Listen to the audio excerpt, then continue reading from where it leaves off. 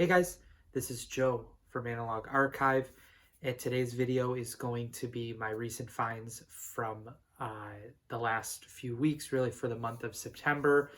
We're like 10 days into October, and I'm finally getting around to making this video. There's one online find, but most of it is from Rochester, specifically the Bop Shop, just like usual, so nothing out of the ordinary, but we will get started. So, first one is John Scofield, Who's Who.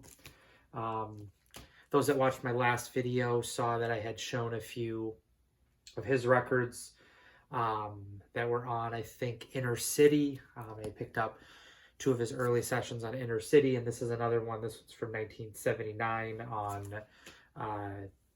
Arista, but I think it's actually on, I don't know if it's Novice label. It also has a sticker that says compliments of Radio Doctors, promotion and merchandising, Milwaukee, Wisconsin.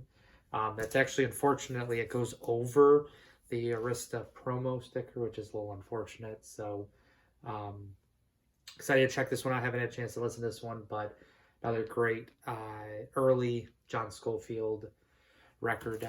Nice guitar playing on that. Continue with the theme. The next two say our guitar-led one as well. This is Jimmy Ponder, Illusions. This one's on ABC Records, 1976. Just a nice jazz funk 70s style record. Real excited to check this one out. And was a great find from the basement at the Bop Shop. Same thing with this one, another basement find. This is Jimmy Ponder. This one is, I think, it's White Room, which was a cover of the track by Jefferson Airplane. So they do a cover of, he does a cover of that, but this is another one, jazz funk. This was his, this one followed the Illusions, this one's 1977. This one was actually still sealed. And it had its sticker from 2015, but you can kind of see the original ABC Records sticker in the top right corner. This one still has the shrink on it. I haven't had a chance to listen to this one, so once I listen to it, the shrink's coming off. But I did open it to check that it wasn't warped, but neither of these are super expensive. If you find them, they're not going to be more than probably $10, $15 at most, so I'm excited to check this one out. Another guitar kind of led. This one's also another guitar one. Another John Scofield as well. This is East Meets West. This has Tara Masahino on the trumpet on a few of the tracks. He features on 2 of the 6 tracks. This one's from 1977. This was originally released on Trio Records, I believe. That was out of, I think that was out of Japan. I don't know. I think it started as a Japanese release, and then there were a few releases. This one was from like 77, 78 when it was released, and it didn't get a pressing in the US until like the mid 80s. This is like from like 86. But it's on Black Hawk Records. I wasn't familiar with that, but again, that's the US one. This is real cheap. But was excited to see this one in the bins at the Bop Shop. So another great early John Scofield. This was one of his first albums as well. So great one there. Some other ones. This is John Coltrane, the European tour, Pablo Live. I always love these Pablo releases. Always have incredible sound quality to them. A lot of the Coltrane ones are, a lot of them were kind of from the early 60s, like 61, 62, maybe 63. So a lot of material usually are live versions of like stuff from like Giant Steps. So this has like Naima, Mr. PC, which were both from Giant Steps. And then it's got The Promise along with I Want to Talk About You. One of the tracks is from, both of them, sorry, The Promise and I Want to Talk About You were also done with his first Live at Birdland session from like '64. And I have that copy, Impulse. That's a great one if you find that. But just to hear some more live versions of the classic Coltrane tracks. This is the first one I picked up that is a Pablo record of Coltrane's material, but hoping to find some more, especially the Afro Blue impressions. The next two are by the same artist. This is a recent discovery. I honestly don't know how I heard about this artist, but I'm very excited to check it out. The first one is Grand Cross, David Matthews, not to be confused with Dave Matthews. David Matthews was an incredible producer, piano player from the 70s. Had a lot to do with he worked with like Mike Brecker a lot. And I think he had a hand with some of like the kudu stuff. I may be wrong, but just very excited to check this one out. A great cover to this as well. This is from 1983 on the GNP Crescendo label. Never heard of that either, but again, excited to check this out. This was a basement find. And then another one by him as well, Super Funky Sax. This is also, again, David Matthews. You've got Mike Brecker on tenor sax. I'm trying to pick out, I don't know, unfortunately, anybody else on here. This is from '84, so I think this one actually came out after. This one was right after Grand Cross, but same label, GNP Crescendo. A really nice funk, kind of jazz funk sound to it. You got that early 80s influence as well, but really excited to check this one out as well. And hearing funky stuff with like guitar is one thing, but to hear it with some more of the traditional jazz instruments, especially the saxophone. You've got 3 sax players, alto, tenor, and baritone. To hear them and incorporate that funk element to it was something that really drew me to this album. So either of those, not going to be expensive, like $10. I think I paid $8 for the super funky one. So was excited to check those out. This was the only one I found online. I got from somebody on Instagram. This is Going West, Grant Green. Continuing to find more of his Blue Note stuff. This one's an earlier one. I think this was from like '63. But I don't think this came out till a little bit later. So it's 4310. But yeah, I think this was recorded in like, if I'm pretty sure it was like '63. And it did, but again, it didn't come out till a little bit later, well into the Liberty era. I think it was like '68 or '69 this finally came out, but it's definitely not my favorite Grant Green one. Seems to be a little bit lackluster at times on this.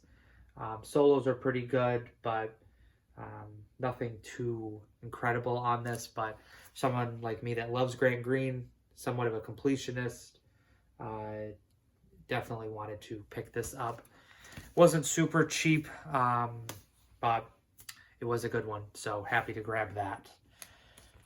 Next one is Ted Dunbar, Secundum Artem. This is on the Xanadu label. I've seen this label before. Never really, I think I have maybe one album on this label, but this is from 1980. You've got Ted Dunbar guitar, Kenny Barron piano, Steve Nelson vibes, Rufus Reed bass, and Al Foster on the drums. Just a real nice, kind of hard bop type session, guitar led. This one's actually somewhat not rare, but at the same time, not super easy to find, and it's also not super cheap. I think there's a few copies on Discogs that are in like the $40 to $50 range. Got a good deal on this. This was another basement find, cut corner. Didn't really affect the price, but was excited to find this one. As when I did go to the Bop Shop, I was actually looking for this one, so it was nice to find that. Last few, Another basement one. I think this is from the same trip. This is Joe Beck. It's called Beck. It's from 1970. I think this is from like 76 or something like that. 78. Somewhere. I don't think there's no information, unfortunately, on the back with the year, but it's just another very well recorded album. Was Van Gelder recorded? Actually, it does say March 75, so it probably came out around late 75, early 76. But larger lineup, so you got quite a few like violin players, cello players. But yeah, so interesting kind of lineup. Not a lot of guys that I know, but was a cool one. This is on, again, the Kudu, which was the subsidiary of CTI, Creed Taylor's label. Very well recorded as well. Again, Van Gelder recorded, so you know what you're getting for the quality. And this is a really excellent one. Very excited to have found this. Again, not a very expensive one as most Kudu ones are, but excited to grab that. The last few, we got 4 more. These are all probably the heavy hitters for the month. This one might not be one people are familiar with. I definitely wasn't, but this is The Rise of Atlantis, Carter Jefferson. This is on Timeless Muse, but essentially this is just a kind of offshoot of just Muse. This is from 1979. You've got Carter Jefferson, tenor, soprano, sax on both sides. He also has Tara Masahino, plays the trumpet and the flugelhorn on the A side. John Hicks plays the piano on the B side. But other than that, don't recognize the other players. But this was recorded Christmas time, 1978, and then came out in 79. Excellent post-bop modal type session. This was actually Woody Shaw's, I believe this was one of his first productions. I may be wrong, but it definitely was produced by Woody Shaw. And assistant producer also was Michael Cascuna, so it's interesting to see him. Some early work before he went on to find Mosaic in the early 80s. But excellent one if you ever do see it. I've never seen this record before. It's not super easy to find, but if you do find it, you're definitely in for a treat. Great post-bop modal type jazz. This next one actually I just listened to. Actually, the last 4 are all ones that I've listened to. They're actually the only ones I have listened to in the stack so far. But this is First Meditations for Quartet, John Coltrane. I just finished listening to this one maybe about an hour or so before making this video. This is from September 1965. Very significant, very pivotal, and kind of transition period for Coltrane at this time. This is one of the last recordings with the quartet, and I think that's why they made sure to kind of emphasize that on as part of the title. These tracks would be recorded a few months later in November of 65 as just the album that was called Meditations, that had kind of that darker brownish cover to it, and then a large picture of Coltrane. Much different lineup between the two. Meditations, the one that came out in 66, had Pharoah Sanders. I think it also had it may have had Alice Coltrane on it as well. I'm not positive. I don't have that record. It's a little bit too out there for me, but streamed this one. Wasn't too sure about it. This actually didn't come out till 1977. In my opinion, this is one of my favorite Coltrane albums that I've heard. It is definitely kind of pushing the envelope at times. Nothing too out there. So for those that are that like a Love Supreme, it's a little bit more heavy-handed than just that, but is an excellent recording, very emotional, very spiritual by Coltrane. And most of the entire album is just solos between Coltrane and McCoy Tyner. And this actually, just like the last one, was produced produced for release by Michael Kiskuna. This was originally recorded at Van Gelder Studios, but was not put out again until 77. A lot of material coming out at this time in 65, so not really surprised that didn't come out at the time. It's a shame that it took 12 years for it to come out after it was recorded, but an excellent one. Again, if you do see it, this is not an expensive one. I mean, it's probably 20, 30 bucks for it. But definitely, if you enjoy Love Supreme, album that's after that, I actually showed, I think in my last video, it was the John Coltrane Quartet Plays, and it was like Chim Chimmery, and the tracks like that. A little more out there than that. Again, definitely need to sit down and definitely kind of take it all in, but an excellent recording. Very impressed by it, and again, became very quickly a great recording, one of my favorites that I've heard so far. So that's that one. Next one, very excited. This is actually my first record by Wes Montgomery. Kind of split bill with him along with Wynn Kelly. His trio, Smoking at the Half Note. This is one of the iconic live jazz recordings. It sounds excellent. Wes Montgomery, excellent guitar player. Again, this is kind of my introduction.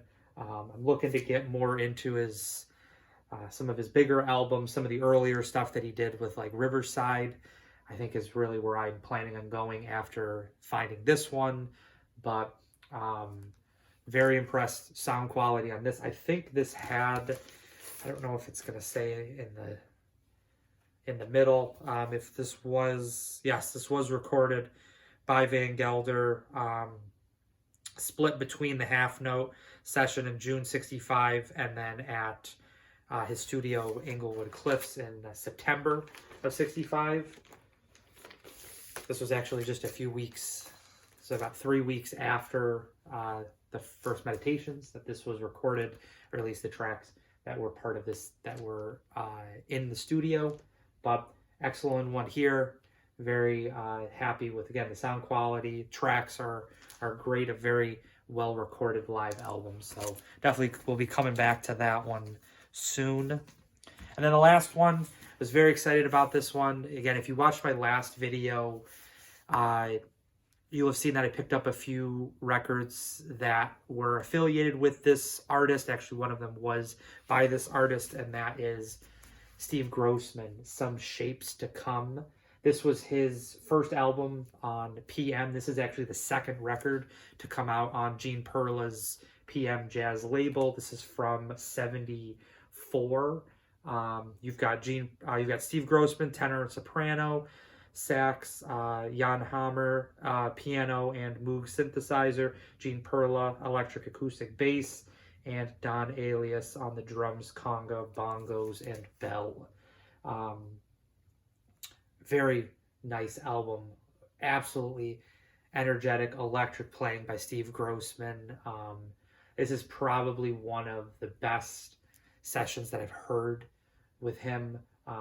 I've always gravitated towards Steve Grossman since I heard his performance on Elvin Jones' Live at the Lighthouse. That was kind of my introduction to Steve Grossman. And just very quickly drawn to his playing, his style, and just the fact that he's always looking to push it, really explore more of his instrument, but never really going too far out there. An excellent one. This is probably one of the rarest PM titles, along with the first Stone Alliance release that actually had Steve Grossman. That was his group, and I think it actually had Gene Perla and Don Alias on it as well. So you have 3 of the 4 musicians on those records as well. But just an excellent one. If you ever do see it, definitely pick it up. I was very excited to see this one in the bins. But that's it for this video. Please think about liking and subscribing if you have not already, and I will see you in the next vinyl video. Bye.